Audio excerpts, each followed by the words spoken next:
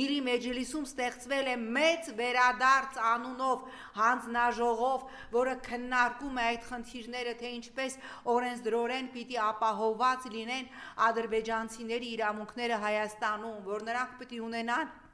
սեփական հեռուստաընկերությունը, ակումբներ, դպրոցներ, անգամ ադրբեջանցի պատգամավորը հայտարարում էր, որ Հայաստանում մենք պիտի ունենանք մեր հիվանդանոցները, որովհետև ինչպես 2 օր առաջ հայտարարեց ադրբեջանցի պատգամավորը, հայը չարիք է, եւ յուրաքանչյուր ադրբեջանցի պիտի մշտապես հիշի, որ հայը իր տեսակով ահաբեկիչ եւ չարիք է, եւ իրենք ասում են, որ Հայաստանում մենք մեր հիվանդանոցները պիտի հիմնենք, որտեղ պիտի աշխատեն ադրբեջանցի բժիշկները, որովհետեւ հայերի հանդեպ վստահություն չկա։ Դուք հասկանում եք ինչքան իջացնել երկրի արժանապատվությունը, ինչքան երկիրը սարքել առանց ամբիցիայի կներեք, մի հատ ես չգիտեմ դոնդող, որ ով ուզենա, ոնց ուզենա հայերի հետ էսպես վարվի։